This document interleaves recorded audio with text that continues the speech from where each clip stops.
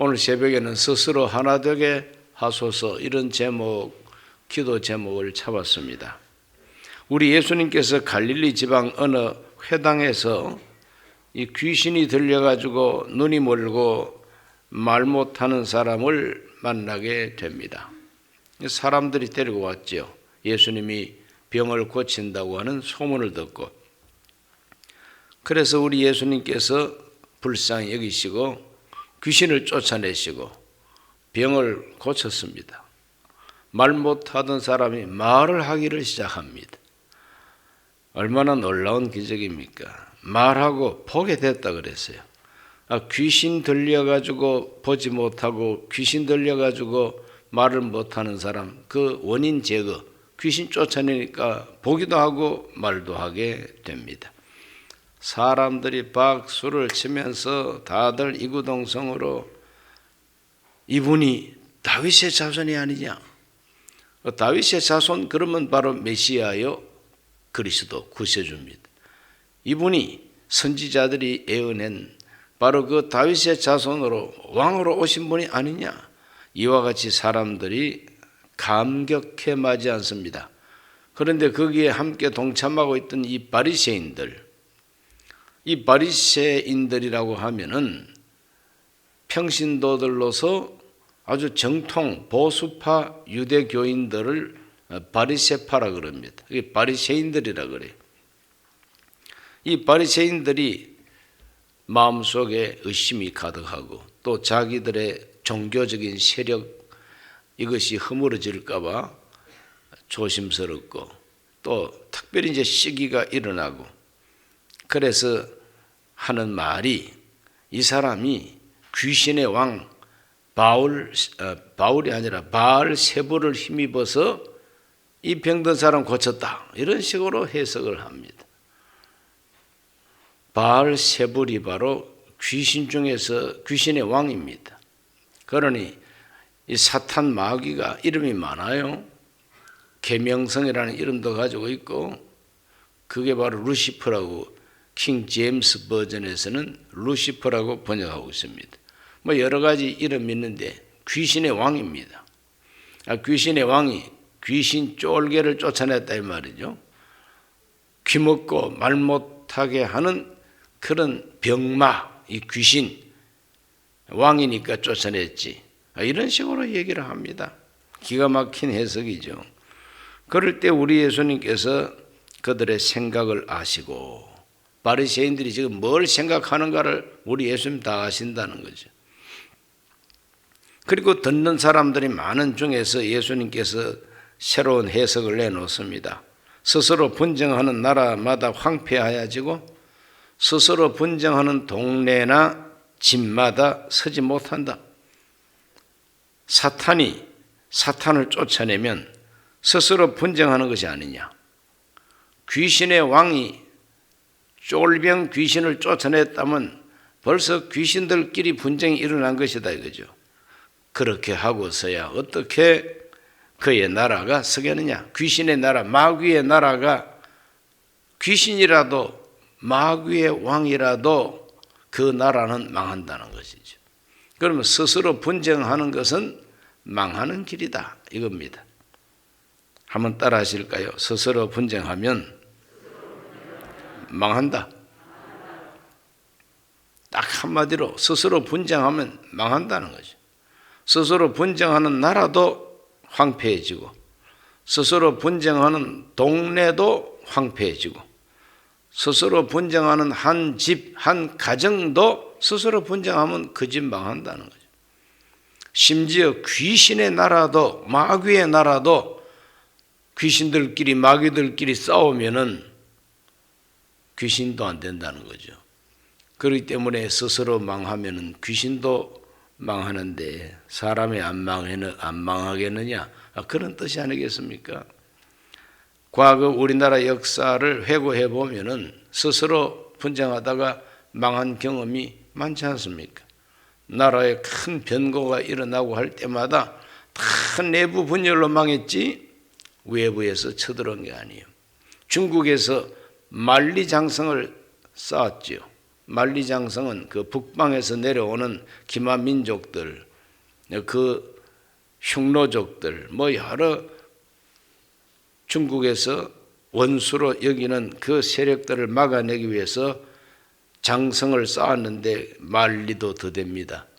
그 인공위성에서 지구의 사진을 찍으면은 그 만리장성이 찍힐 만큼 확실하게 드러나는 인공 구조물입니다.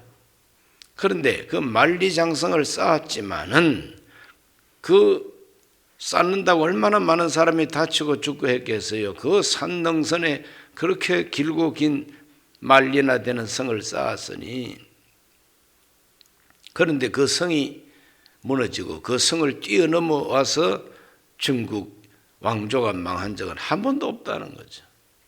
다 내부에서 자기들끼리 싸우고 내부에서 부패하고 그래서 왕조가 망하고 바뀌고 했지, 그 만리장성 뛰어넘어 오고 그 만리장성 허물어뜨리고 들어온 외적 침략은 없었다는 거죠. 그러므로 스스로가 분쟁하는 것은 만리장성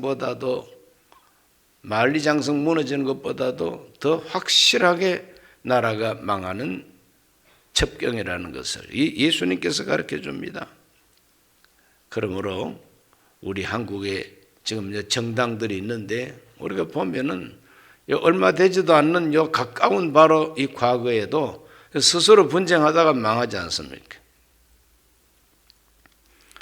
제가 국회에 한번 초청을 받아서 말씀을 전해달라고 가가지고 이 제목 가지고 스스로 분쟁하면 망한다고 설교했더니 얼마 안 돼가지고 망하더라고. 굉장히 미안하더라고요. 스스로 분쟁하면 망합니다. 교회도 마찬가지입니다. 우리 한국 기독교 교회 가운데 세상 사람들한테 막 구설수에 오르고 손가락질을 받고 뭐 이렇게 되는 교회들마다 다 내부에서 스스로 싸우다가 그렇게 되는 것이지, 그 외부에서 하는 그런 공격은 별로 없습니다. 스스로 내부에서 이 망할 수밖에 없었던 내부의 이 분쟁, 이걸 회개하고 이제는 스스로 하나가 될 줄 알고 화합할 줄 알고 화목할 줄 알아야 나라도 도시도 가정도 흥할 수가 있다고 하는 예수님의 말씀입니다. 그러므로 오늘 이 새벽의 기도 제목은 주여 스스로 하나 되게 하소서. 스스로 분쟁하면 망하는데 분쟁의 반대가 뭡니까? 분쟁의 반대는 싸우지 않는 거, 그거는 너무 약해요. 싸우지 않는 정도가 아니라 더 단단하게 하나가 되고 화목한 거, 이것이 바로 분쟁의 반대입니다. 그러므로 우리는 뒤집어 가지고 기도해야 돼요. 주여 스스로 분쟁하지 않게 하소서. 분쟁하지 않는 것보다 더 위대한 것은 하나가 되는 것이죠.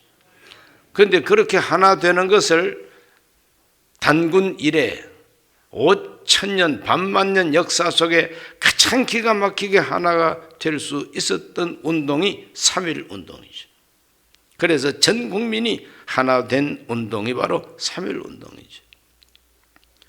아직까지 3.1 운동만한 그런 하나 된 운동이 없습니다. 양반도 쌍놈도 천대받던 기생도 남자도 여자도 젊은이도 늙은이도 학생들이나 배우지 못한 사람이나 모두가 다 하나가 되는 거죠. 태극기라고 하는 이 깃발을 들고 나왔으니 이 태극기로 하나가 됐어요. 태극기가 상징하는 게 뭡니까? 그게 바로 우리나라입니다. 우리나라. 태극기가 상징하는 것이 바로 나라를 상징하는 거죠. 국가를 상징하는 거죠. 그런데 그 태극기가 이제는 서 있지 못하고 그 태극기가 내려와 버렸죠. 일장기, 일본 국기가 펄럭펄럭하고 있습니다. 우리나라 대궐이 일장기가 펄럭펄럭하고 있어요. 그럼 얼마나 자존심이 상합니까? 나라의 국민의 권리가 다 빼앗겼다 이 말이죠. 그렇기 때문에 자유와 독립, 나라의 자유와 독립을 생각하고 오직 하나의 목적, 목표, 우리가 일본에서 해방돼야 된다. 독립돼야 된다. 그리고 자유로워야 된다. 이와 같은 목표로 하나가 돼가지고 200만이 쏟아져 나와가지고 만세를 불러대기를 시작합니다. 그때 수많은 이 국민들이 다 나라가 망한 것은 내 책임이다, 이렇게 느꼈다는 거죠. 너 때문이라고, 나라가 망한 것은 황실 때문이라고, 나라가 망한 것은 양반들 때문이라고 이렇게만 생각하지 아니하고, 나라가 망할 때 나는 그때 뭘 했느냐? 아무것도 못했지 않느냐?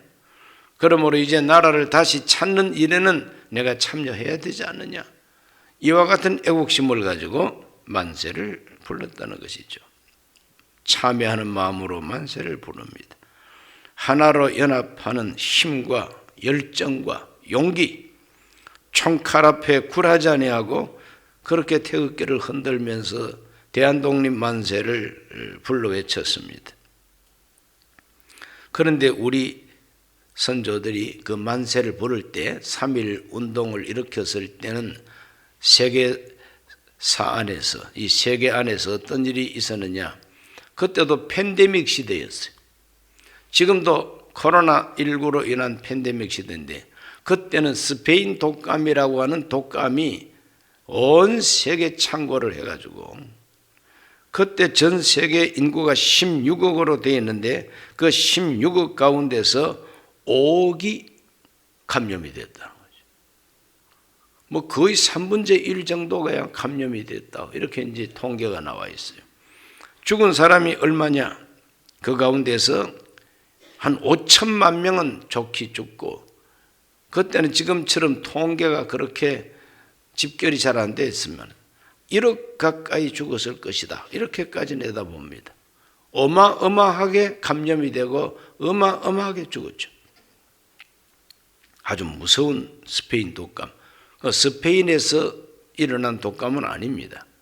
미국 시카고에서 제일 먼저 발견이 됐어요.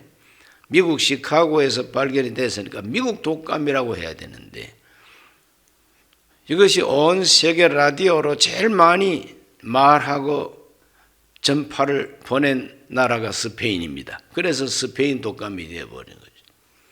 그 스페인 독감이 된 이유는 그 스페인의 왕부터가 감염이 되어버린 거죠. 그러니까 라디오에서 우리 국왕이 독감 감염돼 버렸다, 이 도대체 이게 어디서 출발한 것이냐, 뭐 이래가지고 그냥 독감 얘기를 제일 많이 방송을 내보낸 나라가 스페인이다 보니까 스페인 독감이라고 이름이 나버렸어요. 1차 세계대전이 1914년 7월 28일부터 1918년 11월 10일까지가 1차 세계대전, 만 4년이 좀 넘도록 전쟁하러, 그 전쟁 때 죽은 사람들이 900만이 넘습니다. 전쟁을 4년 동안 해가지고 죽은 사람이 900만인데 한 1년 남짓하게 확 확산된 이 스페인 독감으로 죽은 사람이 5천만이 되니 무서운 그런 질병 아닙니까? 전쟁보다 더 많은 사람을 죽게 했지요. 그때 조선총독부 통계연감이라는 책이 있습니다. 조선총독부 통계연감에 의하면은 그때 조선 인구가 1670만으로 나와 있답니다. 우리 조선, 대한민국, 남북한 다 합해가지고 조선 총독부에서 통계낸 자료에 1670만 인구 가운데 742만 명이 확진이 됐어요. 742만이 확진이 됐어요. 그럼 뭐 검사도 안 받고 확진된 사람도 많지 않겠어요? 그러니 뭐 한 1000만 보는 거죠. 그 뭐 인구 절반이 다 감염이 됐다고 볼 수가 있는 것이죠. 죽은 사람을 총독부에서 통계낸 것이 14만입니다. 죽은 사람은 14만이에요. 아직까지 이 코로나 바이러스 2년 차에 들어오는데 아직까지 우리는 2,000명도 안 죽었잖아요. 그런데 그때는 1년 만에 1,000만 가까이가 감염이 되고 14만 명이 죽었습니다. 이게 팬데믹 시대입니다. 그때 우리 한국인들이 너무 영양이 부실하고 위생관념이 희박하고 살아가는 생활 환경이 어렵기 때문에 그렇게 많은 사람이 감염되고 죽었다는 거죠. 그런 팬데믹 위험 속에 200만이 모였다는 것은 이건 정말 대단한 참여가 아닐 수가 없어요. 아니 그 무서운 독감이 유행하는데 어떻게 200만이 집결해가지고 한 자리에만 집계한 건 아니요. 서울은 서울대로, 부산은 부산대로 온 전국에서, 온 세계 각지에서 조선인들이 회집한 숫자가 그 정도 된다는 거죠. 종교인들도 하나가 됩니다. 30만도 안 되는 교세를 가진 기독교가 민족 대표 33명 중에서 16명, 천도교가 15명, 불교에서 2명, 유교나 천주교는 1명도 여기 없습니다. 국민들 가운데 불교인, 유교인들은 많았죠. 그러나 지도자로서는 참석하지 않았습니다. 큰 목표, 나라를 되찾아야 된다. 나라가 해방돼야 된다. 이 하나의 목표 때문에 그렇게 모인 것입니다. 그리고 독립운동을 하는 단체들이 벌써 많았죠. 1905년 가을부터 만주로 이주해 간 우리의 애국지사들이 많았지요. 이분들이 이제 산지 사방으로 흩어져 가지고 여기저기서 임시정부를 많이 구성했습니다. 뭐 한 5개 내지 6개의 임시정부가 있었어요. 그런데 이 임시정부마다 다 하나가 돼가지고 우리가 통합하자. 그 통합된 임시정부가 상해 임시정부인 것이죠.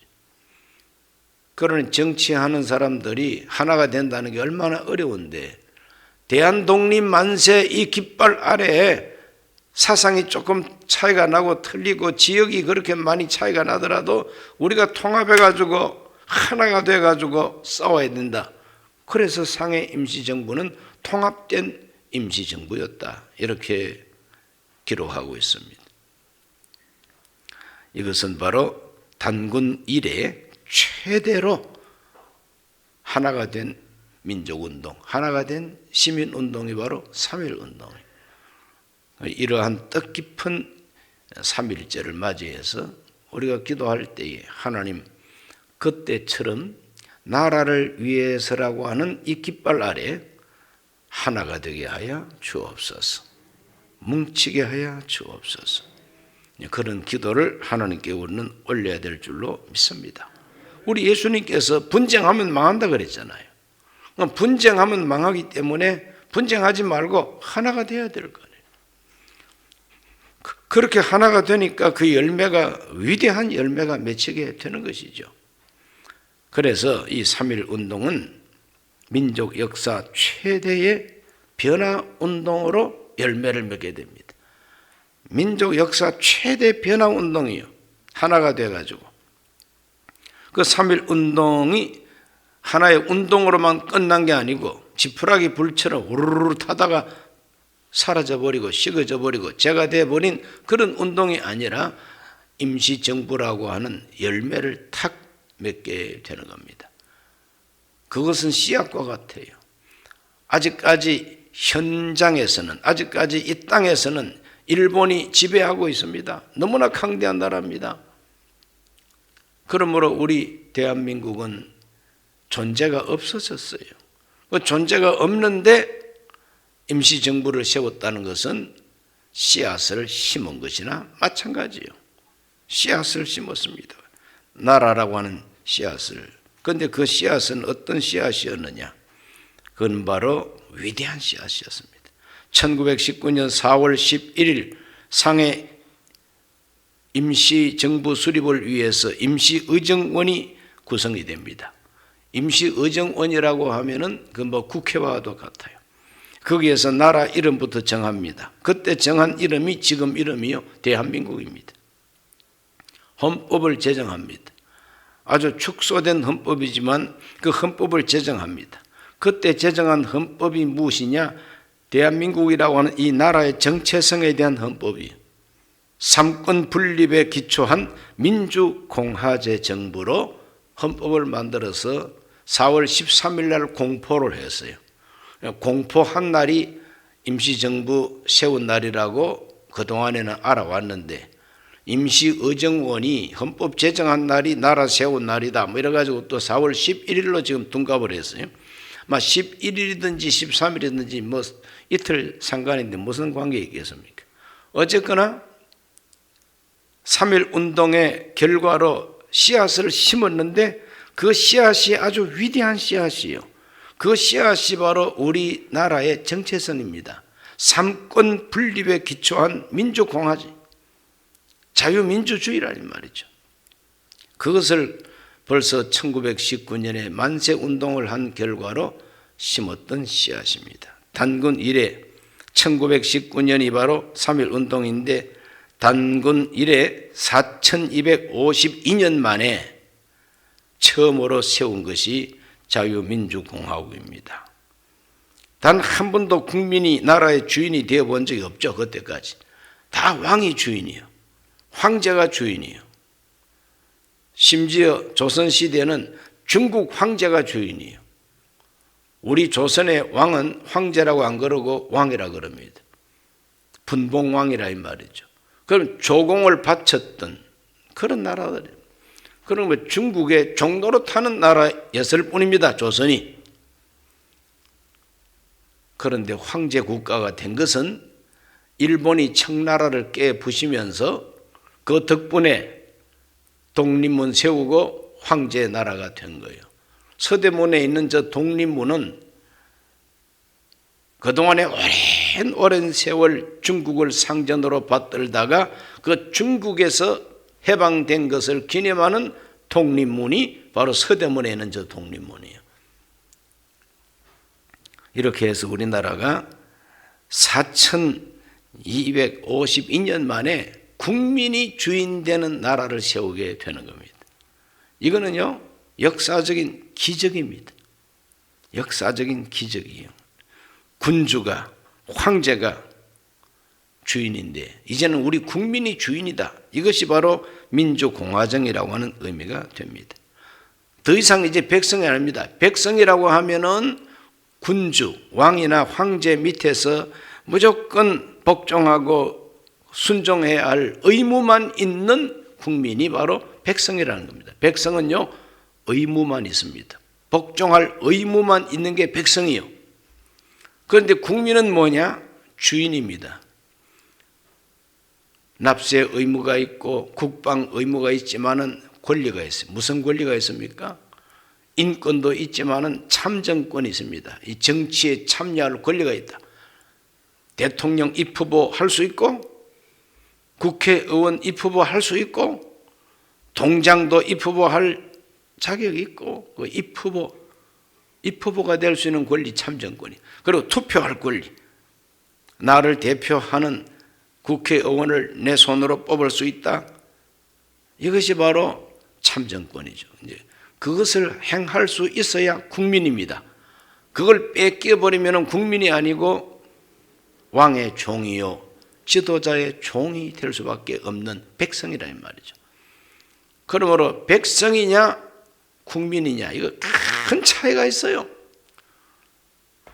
민주주의 교육을 제대로 못 받은 이 나라의 수많은 젊은이들과 우리 국민들이 이 국민과 백성의 차이를 모르는 사람들이 너무 많아요. 우리는 백성이 아닙니다. 백성이라면 왕을 섬기는 백성이에요. 황제를 떠받들어야 그게 백성이에요. 그러나 내 손으로 대통령 뽑고 내 손으로 국회의원 뽑는다면 그게 국민이에요. 권리가 있다. 그러므로 이거는 민족 역사의 최대 변화를 일으키게 됩니다. 빼앗겨버린 조선을 회복하겠다는 게 아니에요. 빼앗겨버린 황제의 나라를 회복하겠다는 게 아니란 말이에요. 우리는 국민이 주인 되는 나라로 독립하고 싶다는 것이 3.1 운동의 정신이에요. 그걸 우리가 꼭 알아야 됩니다. 조선처럼 다시 되살아나는 것은 아니요. 황제의 나라가 돼가지고 황제의 종이 되는 것은 다시 우리가 원하는 게 아니요. 우리는 대한민국이 되는 것이 우리의 뜻이라는 것이 열매로 씨앗으로 심어진 것이 3.1운동의 열매입니다. 그래서 상해 임시정부가 12월 달에 제일 먼저 제정한 게 국경일이요. 국경일. 그 국경일 가운데 제일 먼저 제정한 게 바로 3.1절입니다. 이 3.1절은 1919년 12월부터 정해가지고 바로 그 이듬해 1920년 3월 1일부터 임시정부에서 국경일로 기념했습니다. 그리고 개천절이 이제 또 등장해요. 개천절, 하늘이 열렸다. 그 단군이 조선을 세웠다. 이거 기념이 바로 개천절 아닙니까? 3.1절이 진정한 개천절이에요. 한번 따라하실까요? 3.1절이 진짜 개천절이다. 하늘이 열린 거예요. 그동안에는 닫혀 있었어요. 그러나 이제 활짝 열린 겁니다. 그러므로 전제 군주국이 아니라 민주공화국으로 나라를 세우겠다고 하는 이 씨앗을 심었으니 이거는 민족 역사 최대의 변화운동이라. 그래서 그 참정권, 국민의 권리를 행사는 언제 했느냐? 일제가 망하기까지는 국민의 권리를 행사할 수 없잖아요. 식민지 지배를 받으니까. 그래서 일본 황제를 받드는 신민, 신하의 국민이 되어 있었어요. 그러나 이제는 자유를 얻고 해방을 하고 나니까 이제는 우리가 주인이다. 그래서 주인 행세를 언제 했느냐? 1948년 5월 10일 총선거를 통해서 단군 할아버지 이래로 최초로 국민의 권리를 행사한 날이 1948년 5월 10일입니다.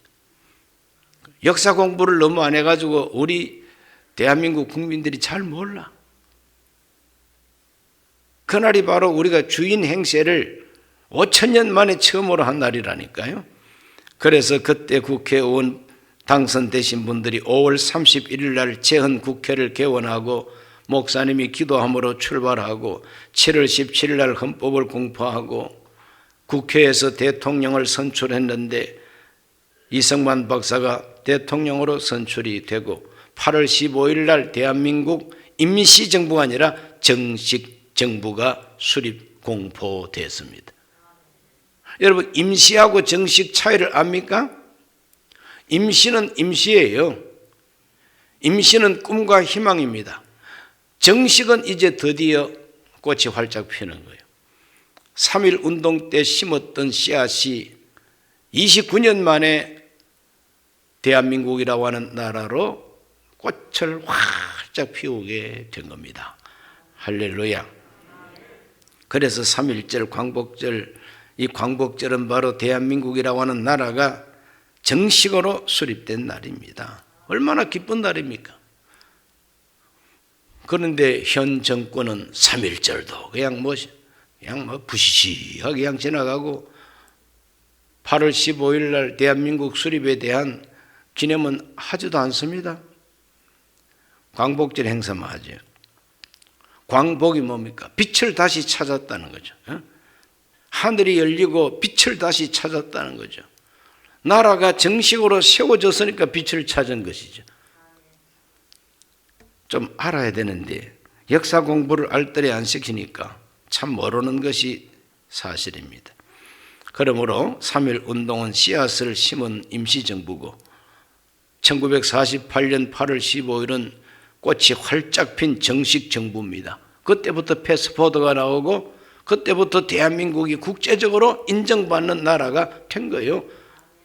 유엔에서 한반도 유일 합법 정부라고 인정을 받은 것이 바로 그해 바로 12월이죠. 그렇기 때문에 결론이 무엇이냐? 우리는 더 강해져야 된다는 것입니다. 마태복음 12장 29절에 예수께서 말합니다. 사람이 먼저 강한 자를 결박하지 않고서야 어떻게 그 강한 자의 집에 들어가 그 세간을 강탈하겠느냐? 결박한 후에야 그 집을 강탈하리라. 한반도를 중심으로 대한제국이 있었고 조선 왕조가 있었는데 일본이 강탈했죠. 일본이 강탈해가지고 자기들 소유처럼 지배하고 있을 때 더 강한 자가 다시 강탈한 것이 해방입니다. 더 강한 자가 누굽니까? 미국이 더 강했죠. 그래서 일본을 쫓아내고 강탈했습니다. 그걸 강탈해가지고 우리한테 맡긴 거예요. 그래서 우리가 더 강해가지고 빼앗은 것이 아니라 미국이 더 강해가지고 빼앗아가지고 우리한테 맡긴 거예요. 너희 나라니까 이제 너희들이 알아서 해봐라 하고 맡긴 겁니다. 그래서 우리가 자유민주 대한민국을 세우게 된 것이고, 이걸 안 뺏기기 위해서는 우리가 강해져야 된다는 거죠. 우리보다 더 강한 나라가, 우리보다 더 강한 이웃이 다시 빼앗을 수 있잖아요. 중국이 빼앗을 수 있고 일본이 또 빼앗을 수가 있단 말이죠. 우리한테 맡긴 미국이 야 도로 내놔 하고 빼앗을 수도 있어요. 우리가 강해야 된다는 거죠. 그래서 더 강해져야 지킬 수 있다고 하는 사실을 알아야 됩니다. 임시정부, 정식정부의 동일한 정체성이 뭡니까? 상해에서 세운 임시정부도 삼권 분립에 기초한 민주공화정이에요. 정식으로 세운 대한민국도 삼권 분립에 기초한 자유민주공화국이에요. 똑같습니다. 그러니까 임시정부나 정식정부나 정체성이 똑같아요. 그런데 이 정체성을 이제 와서는 뒤엎으려고 하는 세력이 있습니다. 삼권 분립이 아니라 삼권을 한 손에 다 거머쥐려고 해요. 사법부를 자기 마음대로, 국회를 자기 마음대로, 정부를 자기 마음대로. 이게 이제 독재거든요. 이렇게 해서 상해 임시정부, 1948년에 건립한 대한민국 정체성을 다 없애버리고 일당 1인 독재, 이게 바로 북한 체제 아니겠습니까? 공산주의 체제가 일당 독재거든요. 그것 만들고 싶은 욕심쟁이들이 지금 사방에 깔려 있고 널려 있습니다. 이럴 때 우리가 하나님, 다시 우리나라는 임시정부와 정식정부에서 세웠던 정체성 중심으로 하나 되게 하여 주옵소서. 둘이 뭉실한 하나가 아닙니다. 정체성이 뚜렷한 하나가 돼야 되는 거죠. 그 정체성이 뭐냐? 임시정부에서도 정식정부에서도 삼권 분립에 기초한 자유민주공화정이, 이런 나라가 되게 하셨으니 이런 나라가 빼앗기지 않게 하여 주시고 강탈되지 않게 하여 주옵소서.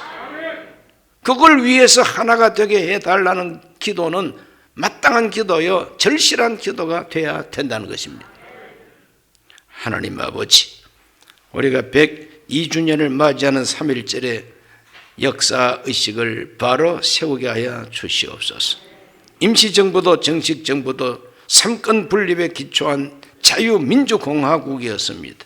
그러나 이것을 이제는 고려 연방국으로 만들고자 하는 욕심쟁이들이 생겼습니다. 하나님 아버지, 이 나라를 붙들어 주옵시고 진정한 정체성을 핵심으로 해서 하나 되게 하여 주셔서 피 흘리며 다시 되찾은 이 나라 빼앗기지 않게 하여 주시고 강탈당하지 않게 하여 주옵소서. 예수님 이름으로 기도하옵나이다. 아멘.